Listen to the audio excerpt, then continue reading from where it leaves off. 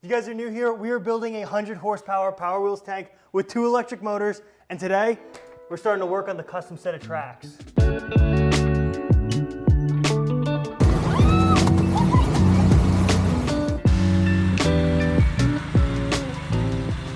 What I would like to be able to do is place the motor inside of the track assembly. So I've got to make sure that as I build the frame and the bogie wheels and suspension, we have the room to place a motor in there without the suspension traveling and hitting the motor. So besides snowmobiles, I've never worked with tracks before. Not that I made them for snowmobiles, but I have little to no experience with these, so I'm making this up as I go, and we'll see how it turns out. Okay, so this is the side the drive sprocket's gonna be on. This is the side the idler's gonna be on, and the track is gonna rotate like this. This piece is gonna be the idler pulley. As you can see, it's brake rotors, but the idler pulley itself was crazy expensive, and this should do just fine. It's also way easier to work with other parts that I already have. All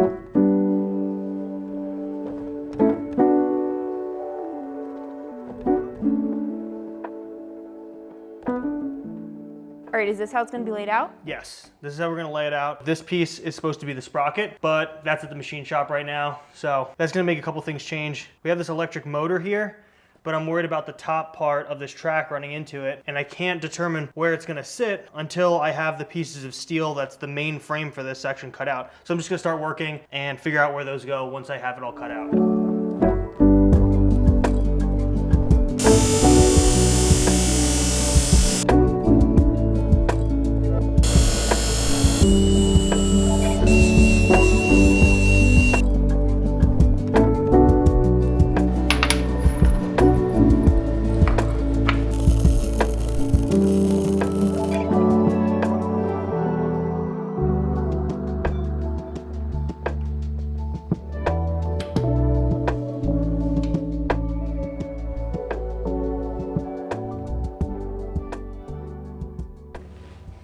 Got the piece of steel that I just made in here. See how this just makes things a lot easier to visualize, right? When you have this one piece of frame in here. That looks unbelievable. Yeah. So we sleeved the inside, right? This is the 1-inch tube that we have. This is 1.25 inches. What we're gonna do is we're gonna have a threading mechanism here.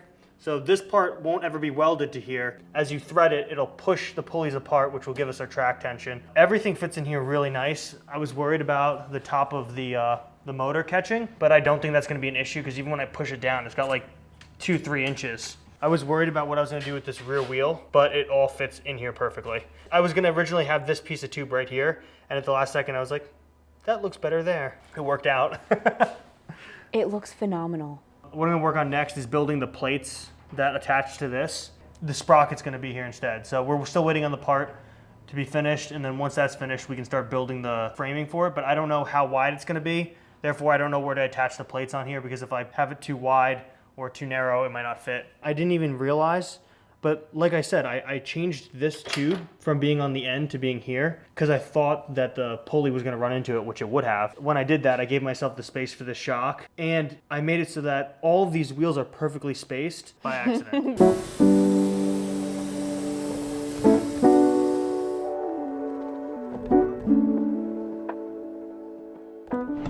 Okay, so we just finished cutting out these pieces for the back set of the bearings. This is gonna slide onto our idler pulley, and then we'll weld this bottom section onto the adjustable 1-inch tube. So the dimensions are really tight here, so we can't place it on top like I was planning to, because then the bolts that hold these rotors in place hit the bolts that hold the bearings, see?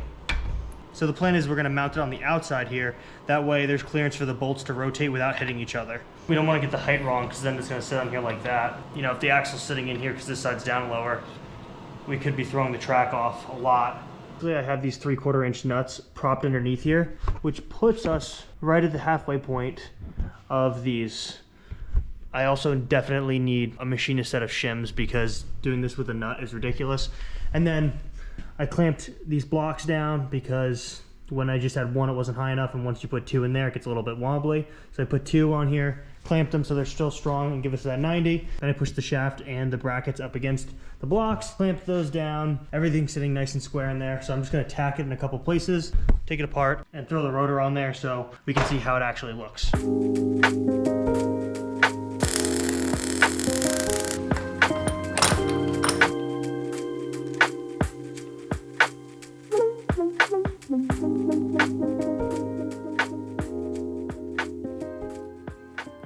That looks so good. Right?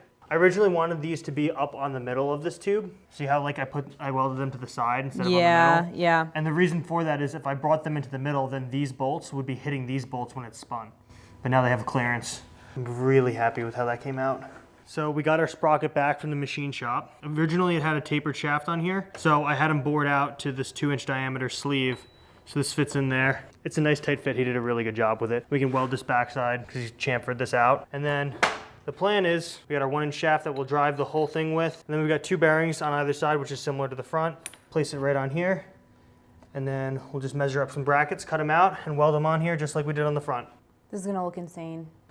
So the axle that we have in the back here is going to be longer to put a sprocket on this side and have a disc brake on this side. This is what I had laying around, so I just wanted to get it mocked up.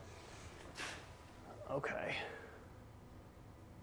So what I'm looking at right now, the track is going to sit right down on the top of here and go in a straight line to the top of this. And unfortunately, the motor is in that plane. So that means we have a clearance issue. We can Why don't you just notch out a part of this tube? Because I don't want to make it weaker, right? So as this motor spins, like let's say I cut the tube like a huge amount and drop this down like an inch or so. Oh, well, I haven't built the brackets for this yet. I can just lift this up. There we go. Big brain. Using our brain. Gotta solve the problem before we even had it.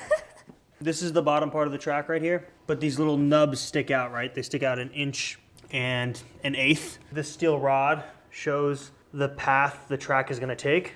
So between these 2 points, this is the height of the bottom of the track. But I just showed you those little nubs or nuggets, and they extend another 1.5 inches down. So at this height for our sprocket, the distance between the motor and this is 1.5 inches. So we have clearance. We have like 3/4 of an inch of clearance, or 3/5, I don't know, whatever. We have a fraction amount of clearance between the motor and the nubs. But what I'm worried about is I've raised the sprocket's height so much from what I was planning to have. I don't know if we'll have enough track length to go underneath and have our shocks and wheels mounted how I had it laid out on the bench earlier. I think right now what I'm going to do is cut these plates for these mounts, design them up, cut them out, put it in place, tack it, put the track on, and see how everything fits, because I don't know how to determine if the wheels would fit the way it is right now. I just don't know how to mock that up. So I think the only way to figure that out is really to start building it.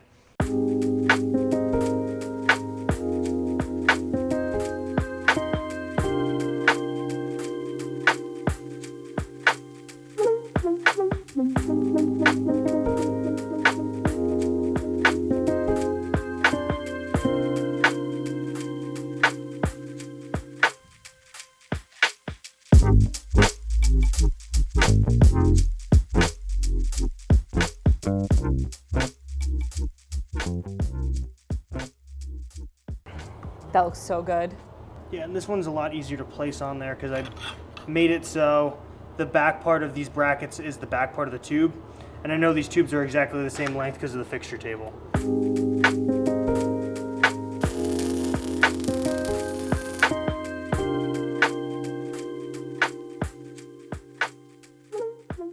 The only thing I'm worried about is this bottom section right here. As the track goes around the top of the sprocket, it's going to curl underneath, and it might be running into all of this metal that's right here. But when we place the bottom set of wheels, that'll determine how far back the track goes. So if the wheel's back here, we'll probably be okay, but if it's up further, it's definitely going to be an issue. Should be okay either way. We will just need to add some extra steel in the front part and cut out this section. That's a clearance issue. Can we put it in the track right now? Yeah. I'm just measuring this because I wanted these axles to be 36 inches apart, and they're sitting at 35 inches, which is good because it's a little bit shorter, and we added all that extra height in here.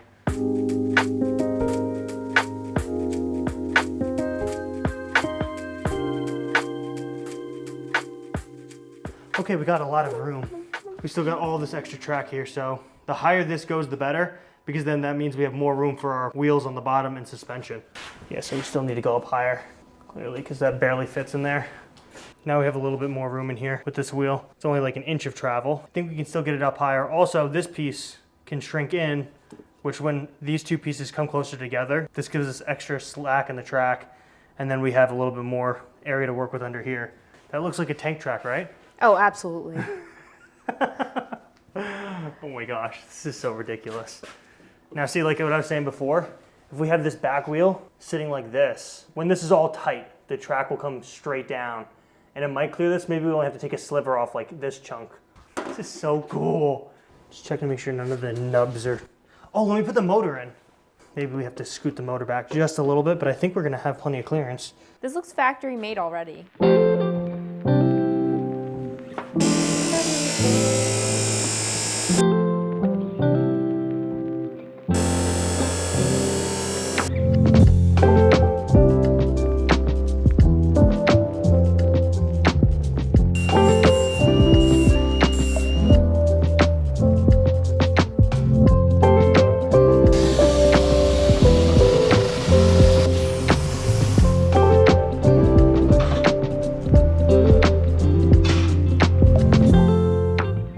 So I finished cutting out and prepping all the parts for the swing arms, so now we can go ahead and start assembling them.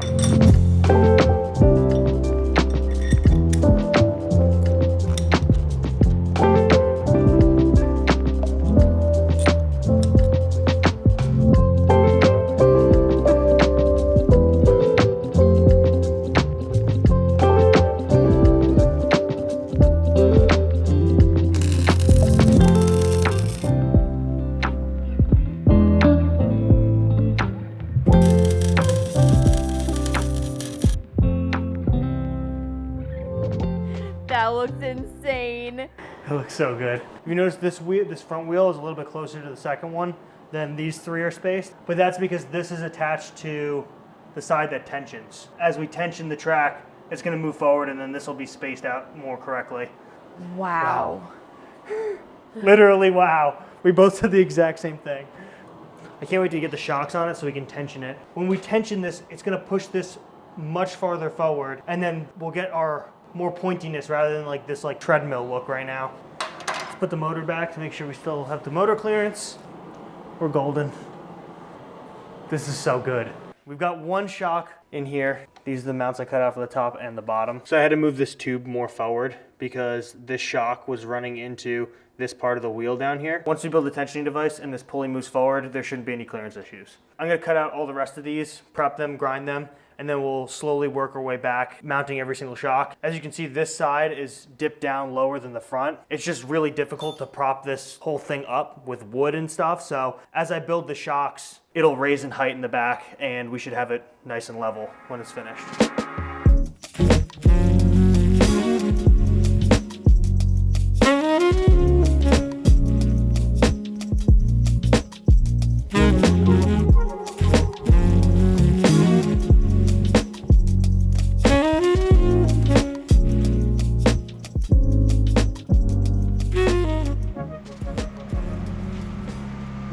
Sick that looks.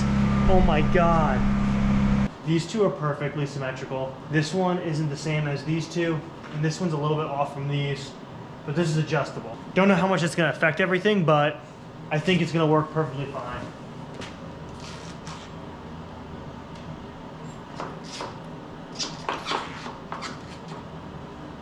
All right, now we gotta tension it.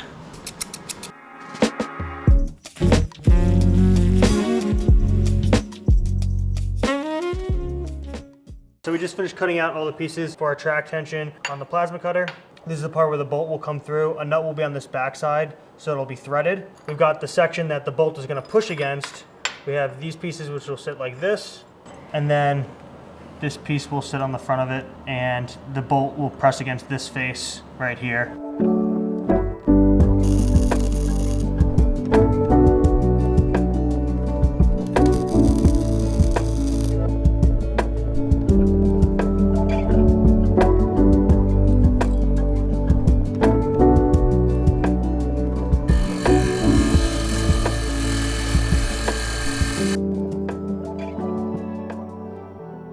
So the problem with all thread is there's not a nut on the end of it. So you gotta use a jam nut so you can actually turn it when it's going in. Now as I tighten this nut, it should pull the bolt this way and put tension on the system. It's the idea at least. All right, we welded this up. So now this nut is being held solid. Here, watch this part right here as I spin this now.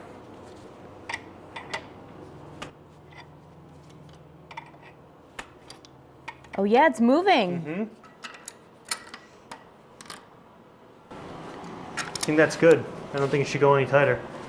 That looks insane. Holy. Oh, man, why is that so hard to move?